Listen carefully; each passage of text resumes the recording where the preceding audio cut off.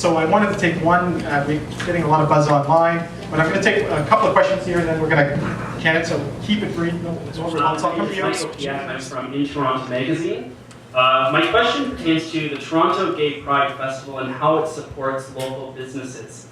In 2009, Toronto's Gay Pride Festival brought $136 million in economic benefits to the City of Toronto, largely supporting the small to medium-sized business community. My question for tonight's panel is as follows. As Mayor, will you instruct City Council to maintain funding for Toronto Pride Week so that local businesses will continue to benefit, and how else will you show your support of the festival? Thank you very much, and we'll start with Rob. Write down, no rebuttals, because one question after and we'll convene. It's very simple. We either fund all the parades or we fund none of the parades. And right now, we're picking and choosing. And I don't believe that, you know, the St. Patrick's Day doesn't get any funding. The Santa Claus Parade doesn't get any funding. So we're picking and choosing. So we either fund them all or we fund none. And right now, I don't think we're in the position of funding any. We're $3 billion in debt. I think parades are great. We have to get the private sector involved and let them sponsor or put on some parades. But to turn around and start funding every single parade when you're $3 billion in debt. Thank you very much, Rob. Joe? Well, festivals are who we are. We celebrate that and bring us tourist dollars. They're good things. That's why the City of Toronto invests in Caribana. That's why we invest in Gay Pride Parade. I think it's a good thing. The question of parade, you know, festivals, however, they have to follow city policies, and that's what Caribana has asked for, and the Gay Pride Parade has been asked as well. And I think they have lived up to it up to now, and we have to make sure that that continues. But otherwise, I think we need to celebrate more in Toronto. We're not a bunch of dour individuals. That's how we live to have fun. Okay, thank you, Joe. Sarah? Okay, there's a real difference between the Santa Claus Parade and the Pride Parade. The Pride Parade brings in millions and millions of people, and they spend money in our businesses. I think we should fund it. I also want to actually respond to Joe's last question. I've got a few seconds. So I want to also say, the Board of Trade is predicting a deficit of $350 million next year. And the city has every year used up our reserves to pay down the deficit. So don't believe him when he says there's no deficit coming. There is. Okay, thank you. George? Well, as a former small business person on Church Street, I know the positive impact for small business of the Pride Festival. I think it should be supported. I think there is something to be said, though, for expanding the supports for a broader array of parades and festivals in Toronto as an arts and culture and economic development strategy. I don't see why Pride gets support and Caribana gets support, but as an example, Taste of the Danforth doesn't. To me, this is actually one of the great opportunities that we have to support small business and to allow arts and culture to flourish. If I'm elected as mayor, you should see expansion of support. Rocco? Thank you. I think you see at the end of the day some supported and some not, because, you know, as a business person, you want to double down on the things that are great and that give you the highest return. I don't think it's been done as efficiently and effectively as possible because, as George points out, Taste of the Danforth, which also has enormous impact, is not funded, is not assisted. But My Toronto includes Pride. And so long as, and my only objection this year and would be next year, would be if hate speech is allowed in the form of queers against Israeli apartheid, I would not support it. What we're going to do, the next question here, sir, and we're going to do two more. We're going to keep it down to 15 seconds. Two last questions. We'll fit it in. You guys are out by the hour. Yes or no? Okay. Kevin Curry, the Waterfront Business Improvement Area, and quite a few of you have kind of bantered around business improvement areas as let's get right to the question. So the real question is that economic development's budget is probably the smallest budget in the entire city, and the reason why BIAs don't get the support for local events and to put in the product that they need and to provide the services, the economic development services that we're actually formed to do, is because the economic development budgets have been slashed, and it's usually the first one to get slashed.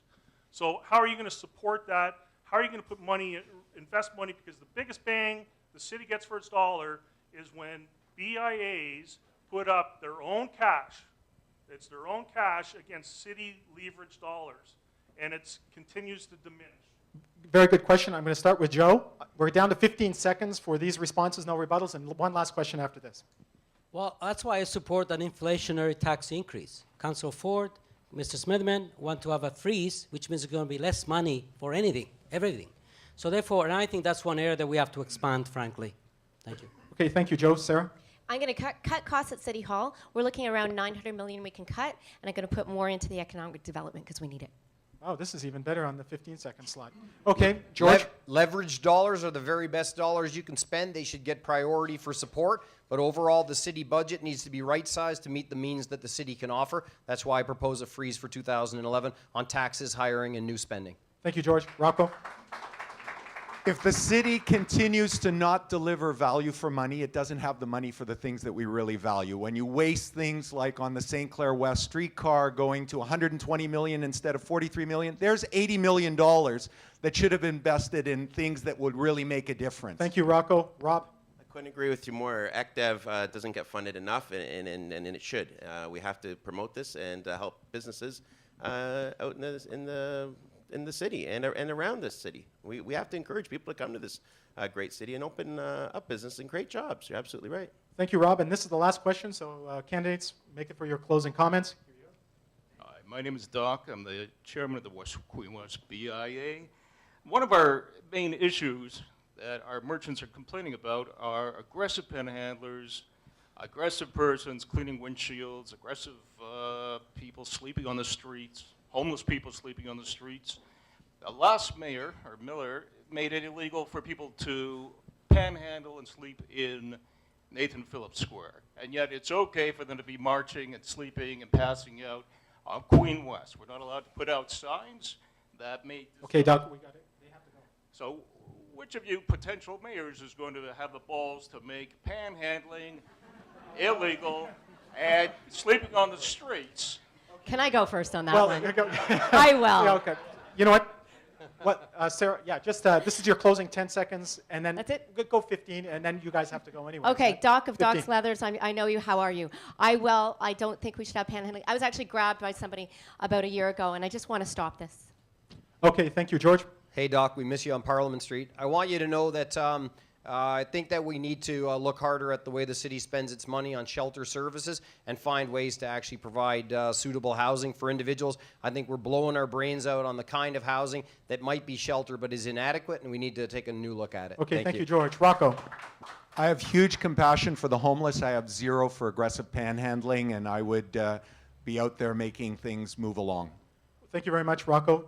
Rob? Zero tolerance approach. There won't be squeegee kids. I'm not going to put up with it.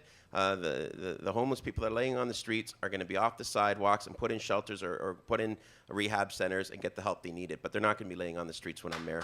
Okay, thank you. Joe, last thing. Well, we've done a lot in the last few years, as you say, and obviously we have to work a bit harder, and good to see you, Doc, as always.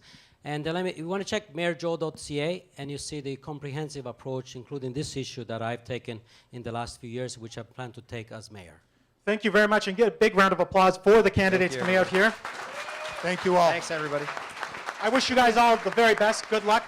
Thank you very much. By the way, if you do have any questions, I understand the Globe and Mail Online, your business, you could post them. Canada1.com is doing a great job online. You could post some questions, and we'll send them for follow-up from the candidates. Thank you. Oh, we have a raffle. Yep. Ladies and gentlemen, yep. Drina, if you come up here, we could do the raffle very quick.